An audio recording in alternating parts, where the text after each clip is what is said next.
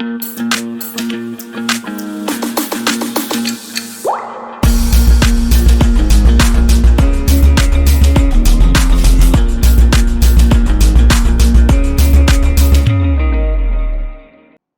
Everyone, welcome back to the layman वे।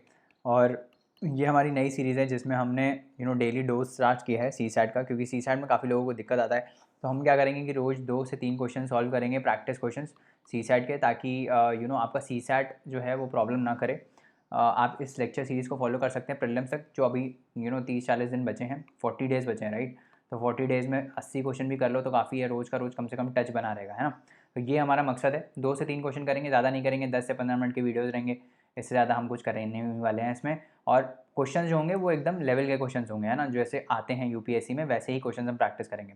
तो ज़रूर इसको प्रैक्टिस करिएगा, क्योंकि इससे आपको आइडिया मिलेगा कि मेन यूपीएससी पेपर में आपको क्वेश्चन कैसे करने हैं, right. And if you are new to this channel, do not forget to like, share, subscribe and also recommend our channel to your fellow aspirants as well, ताकि हम भी grow कर पाएँ और हमारे साथ आप भी ग्रो कर पाएँ। इसके साथ साथ हमने मास्टर इकोनॉमिक्स का चैलेंज लॉन्च किया हुआ है, जिसमें हम आपको इकोनॉमिक्स मास्टर करा रहे हैं 7 डेज़ में। This is all free of cost, so please go and join that course, क्योंकि उसमें ऑलरेडी 200 से ऊपर, मतलब आई गेस 230 एस्पिरेंट्स ऑलरेडी उसको ज्वाइन कर चुके हैं। So don't be left out in your preparation, है ना, क्योंकि उसमें हमने मैक्रो इकोनॉमिक्स के बेसिक कंसेप्ट को इतने अच्छे से समझाया है कि आपका कभी इकोनॉमिक्स से क्वेश्चन, एटलीस्ट अगर आपको इकोनॉमिक्स से दिक्कत आती है तो वो कभी आपके गलत नहीं होने वाले हैं, right. So please go and check out this course. इसके साथ साथ अगर आपको सीसैट में बहुत ज़्यादा दिक्कत आती है, then we have launch that foundation course as well, जिसमें हम पूरा थ्योरी वगैरह सब डिस्कस करते हैं, एनिमेटेड लेक्चर्स रहते हैं और प्रैक्टिस क्वेश्चन भी हम खूब सारे करते हैं। So you can join that, and if you find that useful, please leave us a review as well. Thank you so much. चलिए आज हम आगे बढ़ते हैं अपने लेक्चर में और आज के 2 क्वेश्चंस को डिस्कस करते हैं। अब क्या बोल रहा है, there are 2 classes A and B. फिर हम 2 क्लासेस हैं, हम लिख देते हैं ए एक क्लास है, बी दूसरी क्लास है। हैविंग 25 एंड 30 स्टूडेंट्स, तो यहाँ पे 25 स्टूडेंट्स हैं, यहाँ पे कितने 30 स्टूडेंट्स हैं। In class A the highest score is 21, तो क्लास ए में हाइएस्ट स्कोर में एच एस से लिख देता हूँ, हाइएस्ट स्कोर इज 21, ठीक है। एंड लोएस्ट स्कोर इज 17, तो एल एस जो है lowest score that is equal to 17। उसके बाद class B the highest score is 30, तो यहाँ पे जो हाइएस्ट स्कोर है that is 30 and 30 is a number of students, इसको एन एस लिख देते हैं, नंबर ऑफ स्टूडेंट्स, यहाँ पे number of students. And the lowest score is 22, यहाँ पे लोएस्ट स्कोर कितना है 22। ये इन्फॉर्मेशन दी है। 4 students are shifted from class A to class B, मतलब यहाँ से यहाँ 4 स्टूडेंट्स को मैंने शिफ्ट कर दिया, मतलब कि क्लास ए से क्लास बी में 4 लोग चले गए, ठीक है। अब दो इन्फॉर्मेशन दी हैं, पर पहले हम इस इन्फॉर्मेशन को ऑर्गेनाइज कर लेते हैं। तो यहाँ पे किसी भी बच्चे का, क्लास ए में किसी भी बच्चे का कोई मार्क्स होगा, मान लो वो एक्स है, तो वो जो भी मार्क्स होगा that would be greater then 17, क्योंकि लोएस्ट स्कोर 17 है, ग्रेटर देन इक्वल टू 17, और मैक्सिमम हाईएस्ट स्कोर कितना है 21, तो that would be less than equal to 21। इसको हमने मैथमेटिकल लैंग्वेज में लिख दिया। ऐसे ही यहाँ पे जो बी क्लास में किसी भी बच्चे का स्कोर होगा that would be greater than equal to 22, इसको यहाँ हम ऐसे कर देते हैं, and less than equal to 30, है ना, क्योंकि हाईएस्ट स्कोर 30 है। अब क्या बोल रहा है ये, अब आप इन दोनों, पहले जो भी वो बोल रहा है उसको बाद में हम देखेंगे, पर आप इसको पहले ऑब्जर्व करो, ये जो इन्फॉर्मेशन है उसको ऑब्जर्व करो। इसमें हमको पता है कि इसका हाईएस्ट स्कोर 21 है और यहाँ पे इसका लोएस्ट स्कोर 22 है ना। इसका मतलब यहाँ बी क्लास के जितने भी बच्चे हैं उन सब का स्कोर ए क्लास के किसी भी बच्चे से ज़्यादा होगा, क्योंकि यहाँ पे तो लोएस्ट स्कोर 22 है और यहाँ पे हाईएस्ट स्कोर ही 21 है। समझ में आ रहा है, सिंपल है ना, ये तो देख के पता चल रहा है कि बी क्लास में जितने भी बच्चे हैं उन सबका जो मार्क्स है वो ए क्लास में जितने भी बच्चे हैं उन सबसे ज़्यादा होगा, करेक्ट। अब हो क्या रहा है, अब क्या हो रहा है, 4 बच्चे हमने ए क्लास से ट्रांसफ़र किए बी क्लास में, ये हमने किया है। अब उसके बाद हम ये देख लेते हैं कि ऑप्शन क्या बोल रहा है। The average score of class B will definitely decrease, तो क्या पूछा गया, एवरेज पूछा गया। एवरेज क्या होता है, व्हाट इज एवरेज। एवरेज हम कैसे निकालते हैं, हम सारे बच्चों का जो मार्क्स है उसको सम करेंगे divided by total number of students, ठीक है। तो अगर हमको ए का एवरेज निकालना होगा तो मैं ए के सारे स्टूडेंट्स के मार्क्स ऐड करूंगा और यहाँ पे number of students of class A that is 25 लिखूंगा, और फिर मेरे को अगर बी का निकालना होगा तो मैं सारे बी के स्टूडेंट्स के मार्क्स प्लस करूँगा और नंबर ऑफ बी स्टूडेंट्स निकालूंगा। ठीक है, समझ में आ रहा है? तो एवरेज बताता क्या है? एवरेज ये बताता है कि किसी भी बच्चे का अगर जितने भी मार्क्स आए हैं, मान लो ये जो टोटल है, जितने भी, अगर मैं 30 बच्चों का टोटल करता हूँ और उसको इक्वली डिवाइड कर देता हूँ सब में, तो हर एक बच्चे का कितना मार्क्स होगा, दैट इज एवरेज स्कोर। है ना, समझ में आ रहा है? मान लो किसी क्लास में अगर 2 बच्चे होते हैं, एक का 3 मार्क्स आ गया और एक का लेट्स से 5 मार्क्स आ गया, है ना, तो यहाँ पे एवरेज स्कोर क्या होगा? 2 ही बच्चे हैं, 4 मतलब कि पहला जो बच्चा है उसको मैंने 4 दे दिए और जो दूसरा बच्चा है उसको 4 दे दिए, तो टोटल मेरा कितना आ गया? टोटल 8 आ गया, और ऐसे भी टोटल 8 आ रहा था। मतलब कि जितने भी मेरे पास, जितना भी मेरा टोटल मार्क्स है उसको मेरे को इक्वली डिवाइड कर देना सब में, तो that is a average score. अब ये बोल रहा है कि average of score B will definitely decrease. तो क्या ये पहला स्टेटमेंट सही है? अब देखो, मेरे को ये बताओ कि एवरेज स्कोर जो बी का है, एवरेज स्कोर जो क्लास बी का है, वो एवरेज स्कोर ऑफ क्लास ए से ज़्यादा होगा कि नहीं होगा? बताओ मेरे को ये बात। होगा, ज़्यादा होगा। क्यों?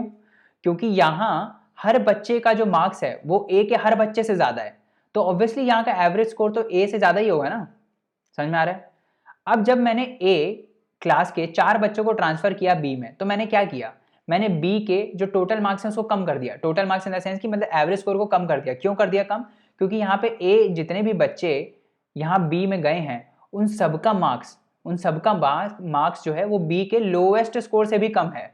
समझ में आ रहा है? लोएस्ट स्कोर से भी कम है, तो क्या होगा? बी का एवरेज डेफिनेटली डिक्रीज होगा। क्यों? क्योंकि ए के जितने भी बच्चे हैं, जो भी बच्चे क्लास ए से क्लास बी में गए होंगे, उन सब का मार्क्स बी के लोएस्ट स्कोर से भी कम है। तो जब हम ऐड करेंगे तो एवरेज क्या हो जाएगा? एवरेज कम हो जाएगा। समझ में आ रहा है? और ए का एवरेज क्या होगा? ए के एवरेज के बारे में हम कुछ कह सकते हैं क्या? ए के एवरेज क्या होगा? ए के एवरेज में हम कुछ नहीं कह सकते। क्यों? क्योंकि ये डिपेंड करेगा कि आपने लोएस्ट स्कोर वाले बच्चे को भेज दिया है कि आपने हाईएस्ट स्कोर वाले बच्चे को भेज दिया है। मान लो आपने जिन बच्चों के ज़्यादा मार्क्स आए हैं उन 4 बच्चों को आपने भेज दिया, तो ये जो एवरेज स्कोर है ए का वो तो और कम हो जाएगा ना। और अगर आपने मान लो लोएस्ट स्कोर वाले बच्चों को भेज दिया है तो एवरेज स्कोर पिछले के कंपैरिजन में बढ़ जाएगा, क्योंकि आपने तो लो स्कोर वाले बच्चों को हटा दिया है ना। तो अब जो भी बचे हैं वो हाई स्कोर वाले बच्चे हैं, तो एवरेज स्कोर ए का बढ़ जाएगा। तो ए में हम कुछ नहीं बोल सकते, it can increase also, it can decrease also, but B जो है उसका डेफिनेटली डिक्रीज होगा। क्यों? क्योंकि बी, जो भी बच्चे ए से बी में गए हैं उन सब का मार्क्स बी के लोएस्ट स्कोर से भी कम था। तो बी के लोएस्ट स्कोर से भी कम था, इसका मतलब जब ये पूरा टोटल होगा, जो 4 बच्चे यहाँ पे गए हैं इसका जब पूरा टोटल होगा और फिर उसको 34 से हम डिवाइड करेंगे, मतलब 30 स्टूडेंट्स ऑलरेडी थे, 4 यहाँ चले गए, तो जो एवरेज आएगा वो पहले से कम आएगा, क्योंकि ये जितने भी बच्चे यहाँ जा रहे हैं उन सब का एवरेज स्कोर कम था बी से, तो अब ये सारा वहाँ जाके एवरेज डिक्रीज करेंगे। समझ में आ रहा है? इसका आंसर क्या हो जाएगा? Just a. ठीक है, इसका आंसर क्या हो जाएगा? ए। आई गेस समझ में आ गया होगा। आगे बढ़ते हैं। Consider 2 statements and a question. क्या बोल रहा है? Priya is 4 ranks below Seema and is 31st from the bottom. Anna is second rank above Seema and is 37th from the bottom. What is Seema's rank from the top in the class of 40 students? अब दोनों statements हम देखते हैं पहले। ये तो कुछ और आ गया। दोनों स्टेटमेंट्स हम देखते हैं, हम पीछे जाके इसका सॉल्यूशन कर लेंगे, यहाँ पे जगह है ना। चलो, अब हम सबसे पहले पहला स्टेटमेंट पढ़ते हैं। क्या बोल रहा है? प्रिया है एक लड़की दैट इज 4 रैंक्स बिलो सीमा। तो पहली स्टेटमेंट को हम पहले ऑर्गेनाइज कर लेते हैं। तो मैं क्या करता हूँ, मैं यहाँ प्रिया को लिख देता हूँ, यहाँ पे प्रिया को लिख देते हैं। Let's say Priya is here. ठीक है, ये प्रिया है। और क्या बोल रहा है? सीमा, दूसरी कौन सी थी? सीमा, है ना, सीमा थी ना। प्रिया इज 4 रैंक्स बिलो सीमा, तो यहाँ पे हम सीमा को लिख देते हैं, थोड़ा ना नीचे लिख देते हैं इसको, प्रिया को हम थोड़ा नीचे लिख देते हैं, क्योंकि सीमा को भी लिखना है ना ऊपर। तो यहाँ सीमा आ गई। तो प्रिया इज 4 रैंक्स बिलो सीमा, मतलब इसके नीचे एक और होगा, ये फर्स्ट रैंक बिलो सीमा हो गया, ये सेकंड रैंक बिलो सीमा, फिर ये थर्ड रैंक, और फिर चौथे पे प्रिया आ जाएगी, है ना। तो प्रिया जो है वो सीमा से 4 रैंक्स नीचे है, इसका मतलब सीमा और प्रिया के बीच में 3 लोग हैं और। ठीक है, अब क्या बोल रहा है? And is 31st from the bottom, ये दिया हुआ था। तो बॉटम पे जो भी होगा, मान लो बॉटम पे कोई एक्स पर्सन है उससे 31st है ये, मतलब कि इसके और प्रिया के बीच में 30 लोग हैं, समझ में आ रहा है। यहाँ 30 लोग और हैं, मतलब इसको मिला के x को मिला के, तभी तो ये 31st आएगा। 31st मतलब अगर हम नीचे से गिनना चालू करें 1 2 3, तो Priya is 31st from the bottom, मतलब कि यहाँ मैं लिख देता हूँ 31st फ्रॉम बॉटम। इसका मतलब प्रिया के नीचे कितने लोग हैं, प्रिया के नीचे 30 लोग हैं, है ना, प्रिया के नीचे 30 लोग हैं। और क्या बोल रहा है, ये पहली स्टेटमेंट है, ठीक है, ये पहली स्टेटमेंट है, ये पहली स्टेटमेंट हमने लिख ली, ठीक है, पहली स्टेटमेंट हमने लिख ली यहाँ पे। अब दूसरी क्या बोल रहा है, एना इज सेकंड रैंक्स अबव सीमा, तो इसको भी हम लिख लेते हैं, यहाँ पे एना, एना लिख देते हैं, यहाँ पे एना लिख देते हैं, एना इज, क्या बोल रहा है, एना इज 2 रैंक्स अबव सीमा, तो सीमा लिख देते हैं यहाँ पे, सीमा, सीमा 2 रैंक्स अबव सीमा मतलब पहली रैंक ये होगी और फिर दूसरे रैंक पे ये हो जाएगी, है ना, सेकंड रैंक पे ये हो जाएगी। तो 2 रैंक्स अबव सीमा मतलब पहली रैंक ये, दूसरी रैंक पे एम आई, एन आई मतलब एना, सॉरी, तो 2 रैंक्स अबव एना, है ना। And 37th from the bottom, और ये क्या है, ये 37th है बॉटम से, मतलब एना जो है दैट इज बॉटम जो था हमारा x, she is 37th from the bottom, मतलब एना के नीचे कितने लोग हैं ऑलरेडी, टोटल बॉटम से अगर हम देखें तो 36 लोग हैं टोटल, एना इज 37th, ठीक है, एना इज 37th, ये बोल रहा है। अब देख लेते हैं क्या बोल रहा है, what is Seema's rank from the top in the class of 40 students. अब इसने ये दिया हुआ है कि टोटल क्लास में स्टूडेंट्स कितने हैं, 40, तो लेट्स सी, अब टोटल हमको स्टूडेंट्स ये कहें, टोटल कितने स्टूडेंट्स हैं क्लास में, 40। ये हमारा पहला केस था, पहला स्टेटमेंट है ये, और दूसरा स्टेटमेंट क्या है, दूसरा स्टेटमेंट ये है, करेक्ट। अब ये जो पहला स्टेटमेंट है इसमें क्या बोल रहा है, टोटल स्टूडेंट्स कितने हैं, 40, ठीक है, टोटल स्टूडेंट्स कितने हैं, 40। हमको क्या बताना है, हमको क्या बताना है, व्हाट इज सीमाज रैंक, हमको बतानी सीमा की रैंक क्या है फ्रॉम द टॉप, ठीक है, फ्रॉम द टॉप। तो हम दोनों में टॉप मार्क कर लेते हैं, लेट्स से टॉप यहां पर है, top is Y, let's say top is Y. तो टोटल स्टूडेंट्स कितने हैं, 40, पहली स्टेटमेंट देखते हैं पहले, टोटल स्टूडेंट्स कितने हैं, 40, मतलब टॉप से बॉटम तक टोटल कितने स्टूडेंट्स होंगे, बना देते हैं, टोटल स्टूडेंट्स लेट्स से ऐसे बना देते हैं, टोटल स्टूडेंट्स कितने हैं यहाँ पे, 40, है ना, टोटल स्टूडेंट्स 40 है टॉप से बॉटम तक। पहली स्टेटमेंट क्या बोल रहा था, पहली स्टेटमेंट में हमको क्या क्या पता है कि प्रिया जो है वो 31st पर है, और हमको सीमा की पोजीशन बतानी है दोनों में, हमको सीमा की पोजीशन बतानी है दोनों में, ठीक है, समझ में आ रहा है। तो सीमा की जो पोजीशन है यहाँ से देखो, पहले स्टेटमेंट से देखो, पहला स्टेटमेंट क्या बोल रहा है कि सीमा जो है वो प्रिया से, मतलब प्रिया जो थी वो 4 रैंक्स नीचे थी ना, मतलब it was, Priya was on the 4th position from Seema, है ना।